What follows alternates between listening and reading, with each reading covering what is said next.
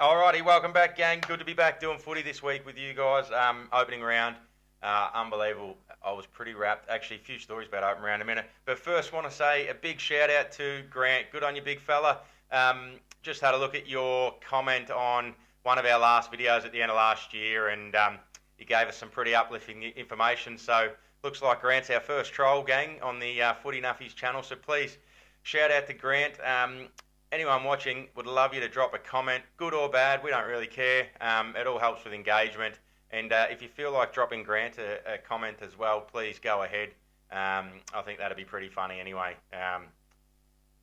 Talk about footy nuffies, that bloke's a genuine nuffie. So anyway, let's get stuck into it. It was a massive opening round. I actually went away camping for the weekend, which was good. And it got a little bit on KO, but we didn't have much service where we were, so had to listen to the radio a bit. I became a bit of a Western Bulldogs nuffie as well, just because I wasn't overly happy about Geelong getting beaten by Brizzy in the grand final. So when the Doggies got the job done, I was pretty wrapped. Did you get to watch any of the footy over the weekend? Yeah. How much? You would have watched a bit, wouldn't you? Yeah. What did you think of the Mighty Pussycats? Bad. Oh, it's bloody horrible. Anyway, we will get into that. First things first, the Brizzy Lions, they're turning into the bad boys of football. A lot of wife swapping, not really wife swapping, but you got Lockie Neal doing the dirty there over the summer, which was no good. Who's their defender? Oh, Danny Zorko. Oh yeah, he did it a few years ago as well to his missus at the time. No, is it Starcevic or one of those other blokes ditched the missus over the summer as well, and also Will Ashcroft, I think, ditched his misses over the summer. So that's all that, but that's neither here nor there. That's outside of footy. But then on the weekend, did you see some of the suspensions they got? No. You had Harris Andrews, had that elbow to, is it Artie at the Dogs, number 37? Knocked him out and got 3 weeks, and then went to try and get it, reviewed or whatever it is, but didn't have any luck there. Darcy Gardner as well, just going into, it was deep in the last quarter, going into a marking contest against Norton, and just front on contact, just elbow straight to the head, got a week. Probably lucky that there was no injury to Norton. If Norton gets knocked out in that contest, probably find he's got 2 or 3 weeks minimum. Luckily he didn't, but anyway. And the last one was Zach Bailey as well, getting a week. So the bad boys there up in the north, they've got 3 players missing this week.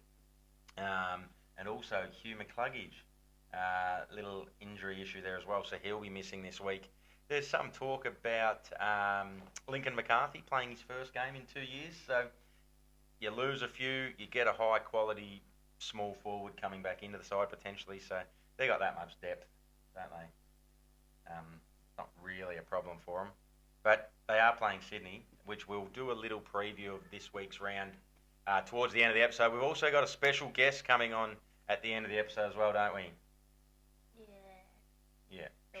Sort of. Well, she's special to us, but she's chomping at the bit anyway, so we've got to get her on towards the end of the episode. What else was I going to say? My mind's just absolutely racing. It's all happening. Footy's back, and it's an absolute buzz. Anyway, we'll get to the round preview at the end of the episode, or towards the end of the episode.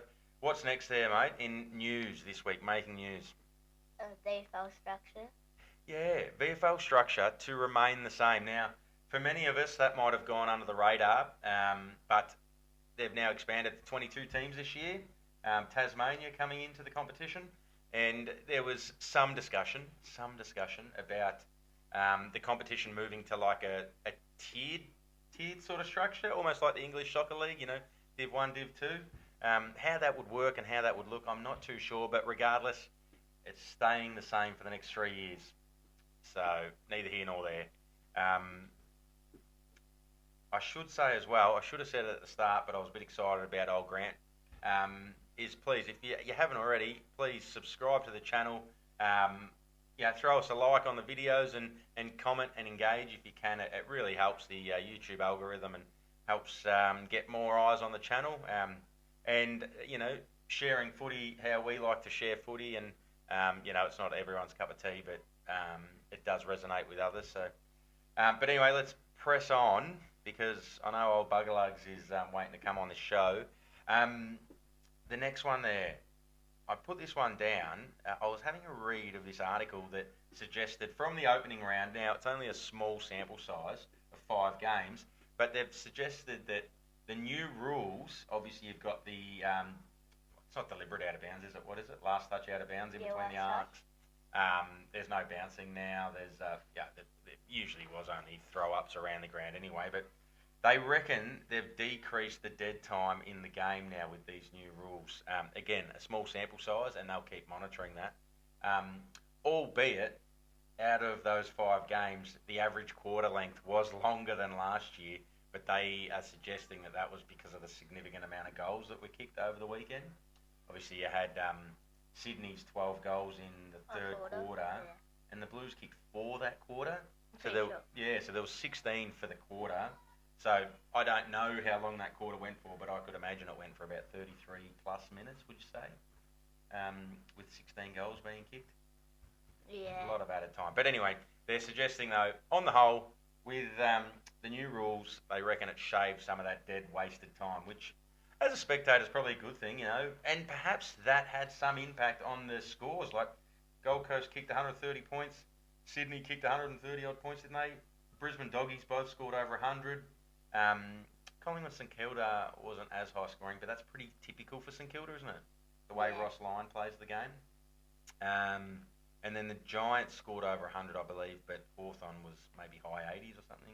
I'm pretty sure about 190. Yeah, so a lot of goals. Is that, last touch rule, does that really help with that flow? Obviously, the 6-6-6 helps, doesn't it, when you've got one-on-one with centre clearances after goals, that can really impact the defender's ability to defend the ball when it's coming in hot and you've got to play man on man.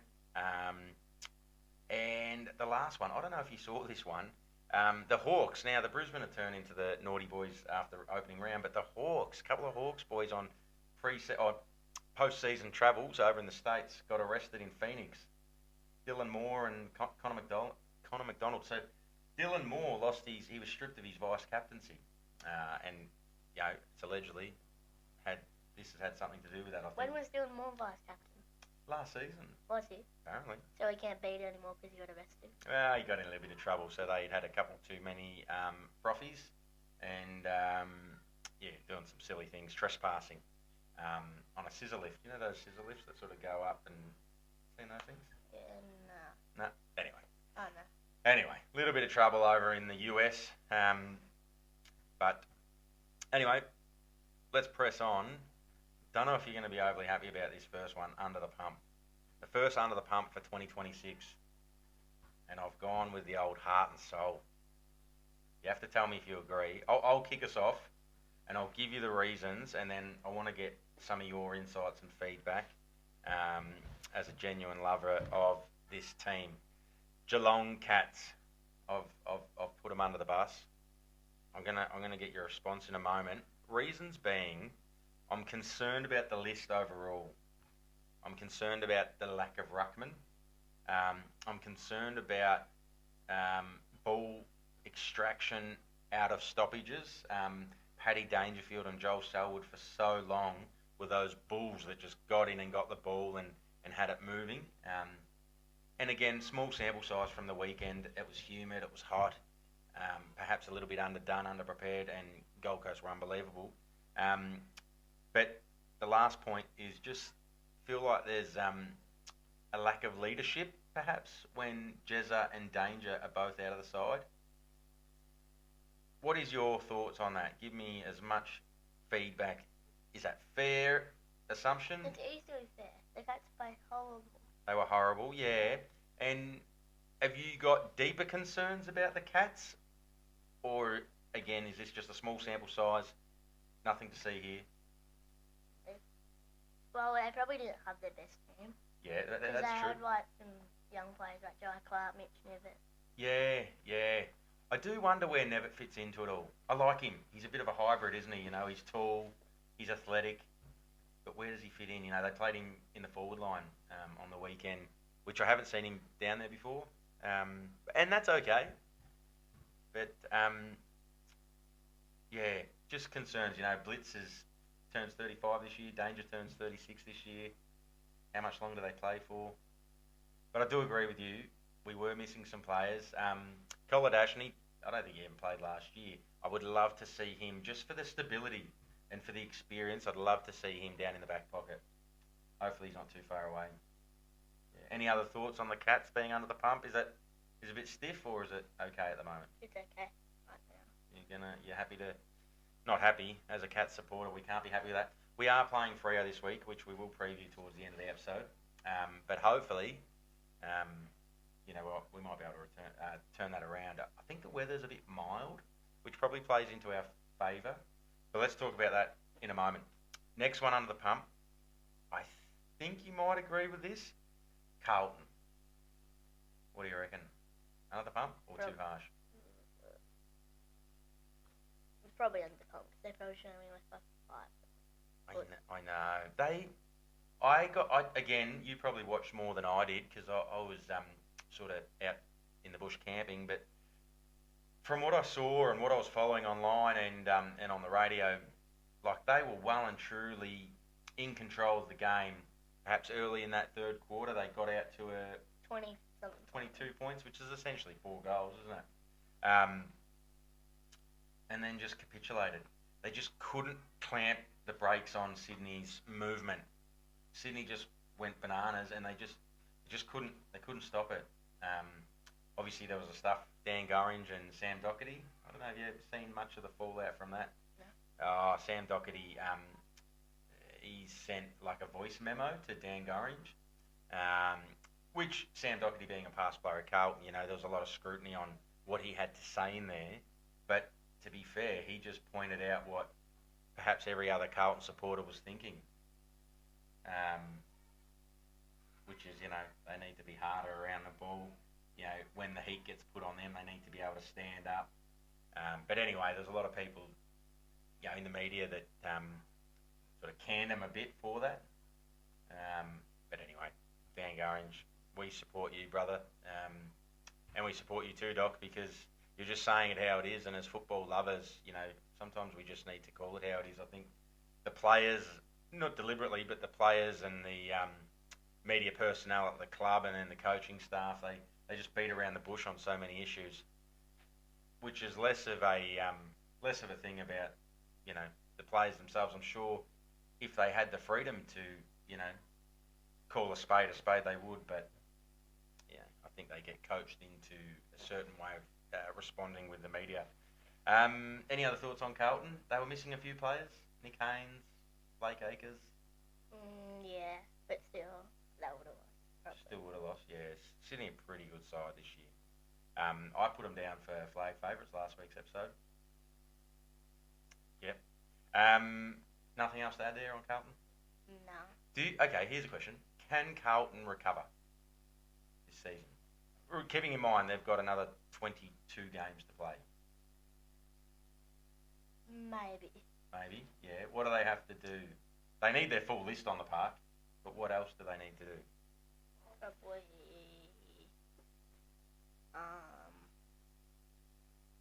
Do you think Voss is the guy? Is he the right person to coach Carlton? Yeah, this is I think it's his 5th season. Is that? He's sort of good to help. Do you think he's got the trust of the team? Say, do you think the players believe in him? Because you'd have to believe in your coach. I think they'll still believe in him. Yeah, I think so too. All right, I'm happy with that. Carlton and Geelong under the pump for round 0 or opening round, and then we'll just see how we go from there. The highlights. There was plenty of highlights from the round. I just thought we'd just talk about a few because you don't want to drag it out too long. But firstly, Sydney. They were brilliant. I've put here, I reckon they've got Hollywood written all over them because they've got players across every position of the ground. Perhaps their defence, is maybe, they're not that it's a liability. They've still got Callum Mills. Who's the lizard? Nick Blakey. They've got, what's the key defender's name? His brother used to play for St Kilda, then came McCartan. They got McCartan. So yeah, no, they got players everywhere. Their midfield is just absolutely loaded with players and talent. And now landing, we talked about it briefly there last week. Landing Charlie Curnow, like I think that was the big missing piece. And I suspect their run this year is going to be perhaps a little easier. You know, given where they finished last year, would you say? Yeah. Yeah. But that being said, I think they're going to go really, really well. And they did on the weekend. 12 goals in a quarter was absolutely unbelievable. I think it was the third or fourth on the all-time list in a quarter. Essendon's got the highest. It was like 94 points or something against... 15 goals for, was it? Or 15-7? Against Gold Coast, that's right, 2011. Geelong's up there against Brisbane in 92 when they scored the highest score ever. What did they score? 239. No, but I know that. Oh, for the quarter. 84 or something, or 85. Anyway, that Sydney quarter was, it was in the top 5 or something. I was reading. Next highlight, and it is unfortunately against us, Gold Coast. But they've got that was a game that if they lost, they would have been 6-1. But since they won, they're probably just going to win all their games in a row now. Their next 6. Yeah, something like that. That'll be interesting. There you go. You heard it here first. They could be 7-0 after 7 rounds. So let's wait and see what happens. But they were so good. They looked so good. Like Bailey Humphries is a freak. He had, did he 4 or 5 in the end? Certainly 4. Petrarca, absolutely back to his best. 34 and 3? Something like that. Unbelievable. Crazy good. And then, again, a bit like Sydney, just players on every line, like Daniel Rioli off half-back, Noble off half-back. Like, they look so good. They had the Rising Star Award this week. Forget the young fella's name. Oh, I know. Zeke Yillinger? No, but he'll get one as well. No, I think it was number 9. He was there last year. Malcolm Rose? No, not Malcolm. Malcolm Rose Jr. Did he get traded to Port Adelaide or something? Anyway, never mind. But they are scary good, and I wanna put this out here today. Let me know if you're going to back this up. You don't have to. I don't think. In fact, what should I do? Should I do a bet? Gold Coast won't lose a home game this year. A game at the Gold Coast Stadium. I don't know if they're playing, like you've got Gather Round. I don't know if that'll be considered their home game or not, but I don't think Gold Coast will lose a game this year at home. It's going to be hard to beat them. I think, are they playing Collingwood up there for the Gold Coast Marathon? Yeah, we'll have to see if we can get along to that. But anyway, what do you think? Will they lose a game at home this year? No. You don't think so? No, maybe they might. Like the Collingwood one. Yeah, that's a tough game. They beat Collingwood last year, though. Remember? Anyway, what about? Okay, hold me to this.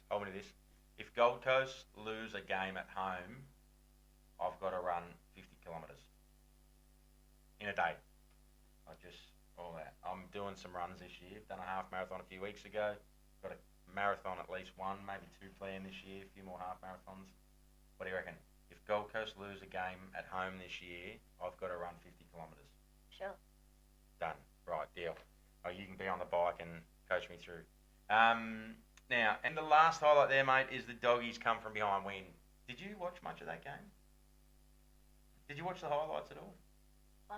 On YouTube? The next morning? No. Oh, do yourself a favour.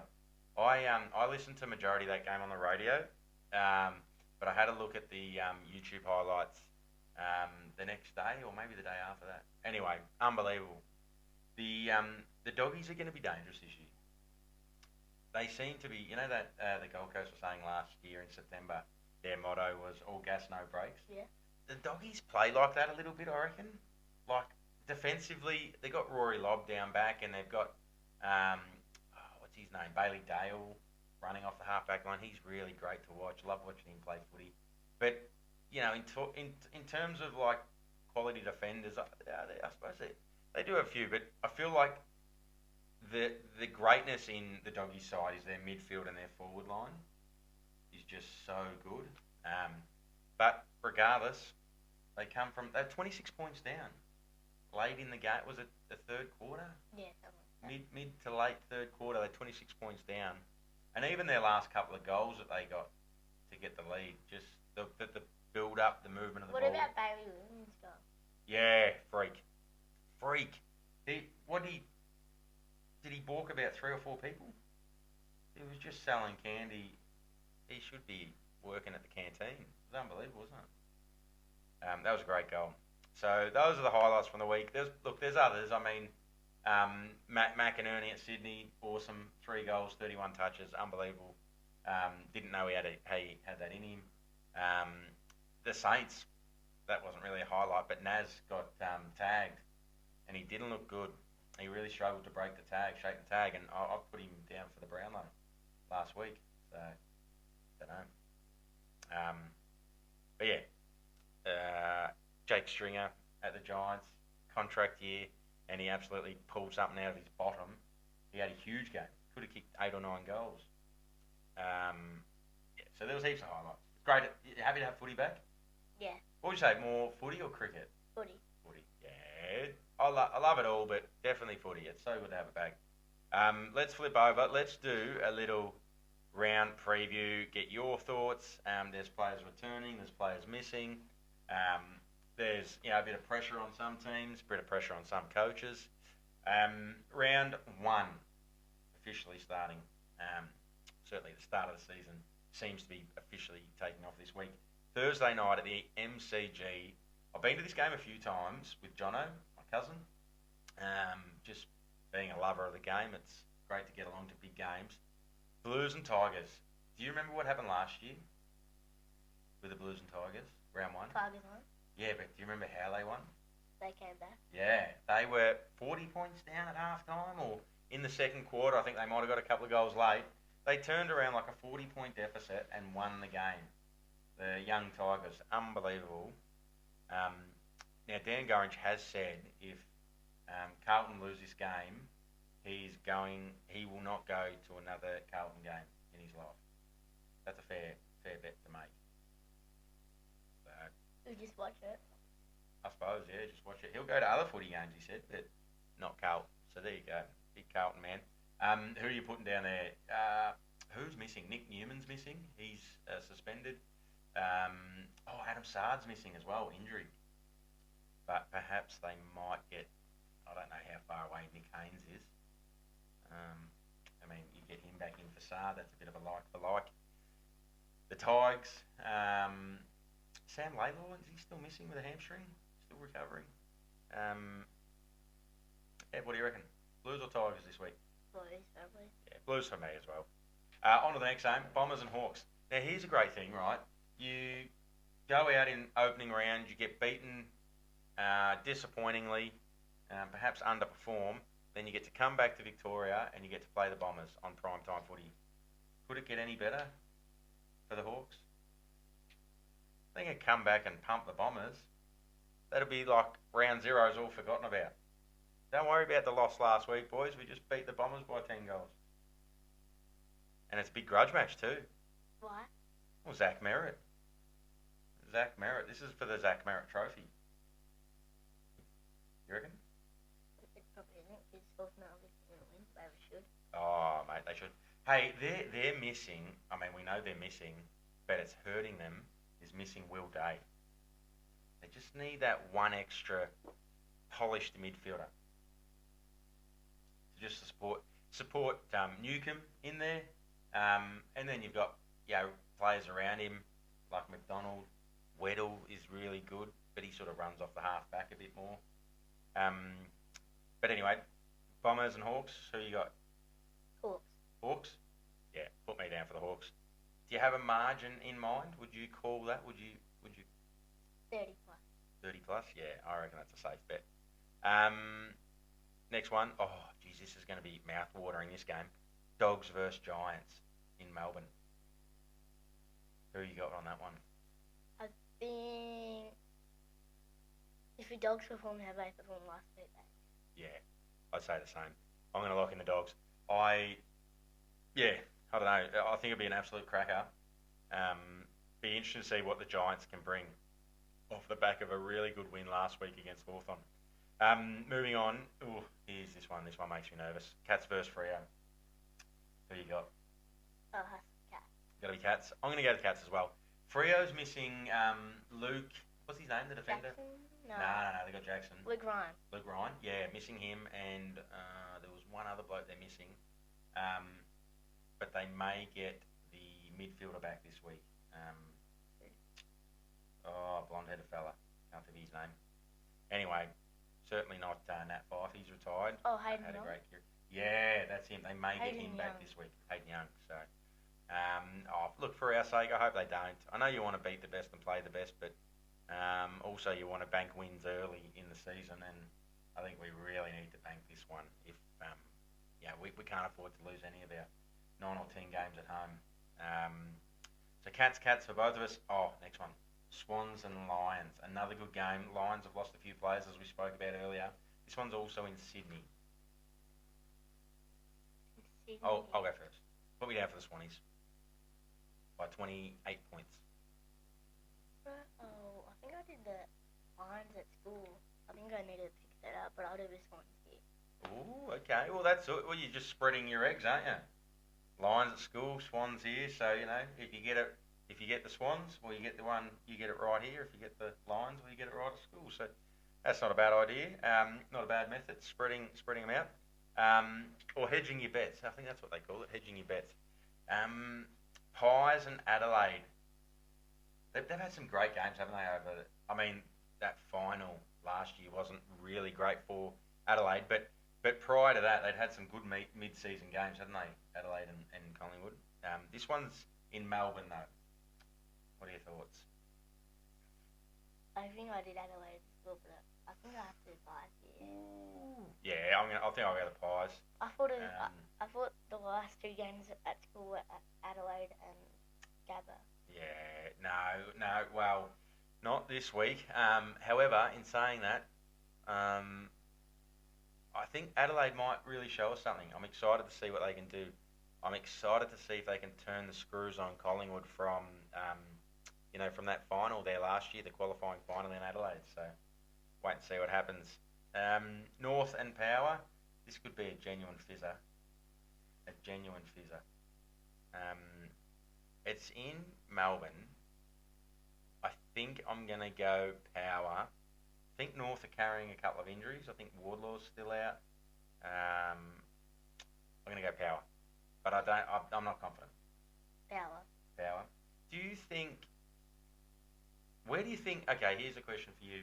Where do you think North and Port Adelaide finish on the ladder this year? North probably bottom 5 at least. Yep. Or, well, they could make finals if they finish top 10.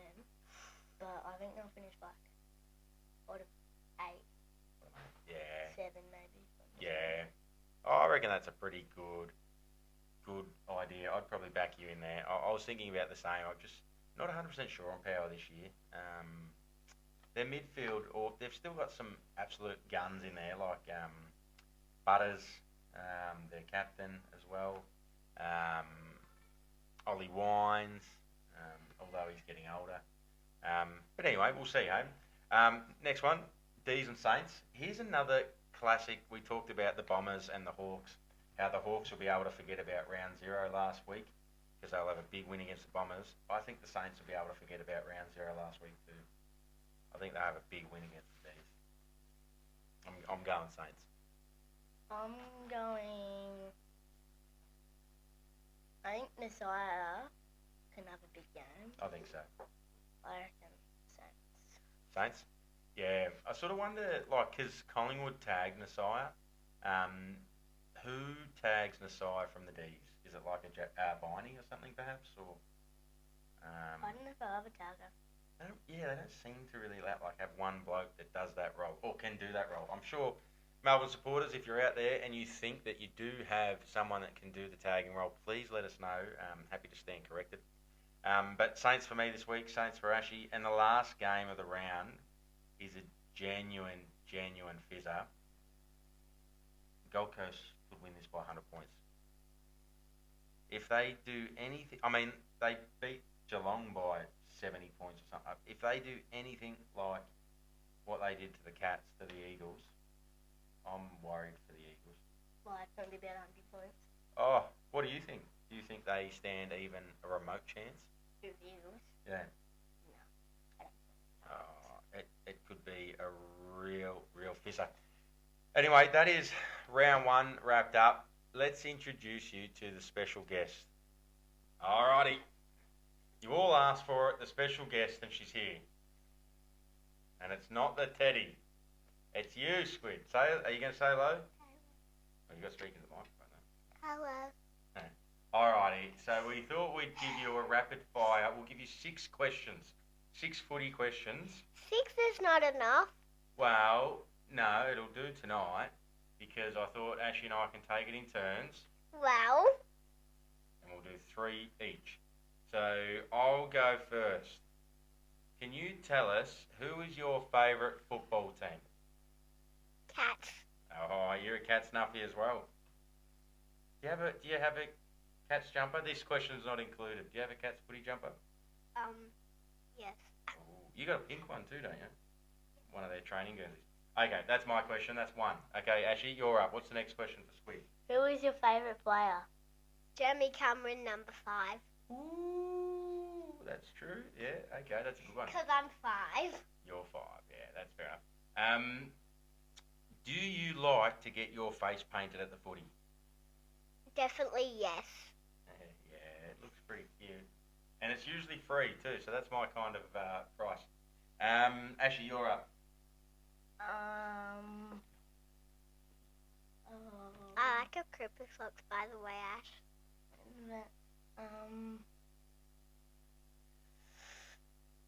Anything. Maybe Dad Girl? No, who's going to win the premiership this year? Like, I feel like because, what was the team that win it last year? Brisbane. I feel like Brisbane might win it, but, like, I'm maybe going for, like, who's winning the Massman teams? Oh, they've only played 1 game. So I feel like maybe, what team's first then? Sydney's first on the ladder, aren't they? I think they are. Maybe Sydney might win. Ooh, that's So what I said. because I just might think it, because I'm telling whoever on the top of the ladder, I'm like, oh yeah, just do that one. Alrighty, any more questions? Who's going to win the Brownlow medal? The best player in the game? Sydney. Sydney. They can't win the Brownlow. Oh, then what? Then 1 player. Then he's second. No, you just need to pick up 1 player that'll win the Brownlow. I hope Jeremy Cameron. Oh, Jezza. Could be his year. Alright, I think that might do us for this week's episode. But can you... yeah, you can come in next week's episode too, maybe. Well, I want you to take us out. Can you give us a send-off? Tell people what they need to do? You need to like and subscribe this video, ring the bell, and... That's probably about it. Share it with your friends. Share it with your friends, and make sure everyone loves this video today. I hope you have a good time exploring of the footy, but we're going to talk some more. And drop a comment. Not today. Drop a comment. We'll see you in the next one. Oh no, yeah. So, and watch this, guys. So you get it in, and then you get it out. Sorry, that's all for today. Thank you. Bye.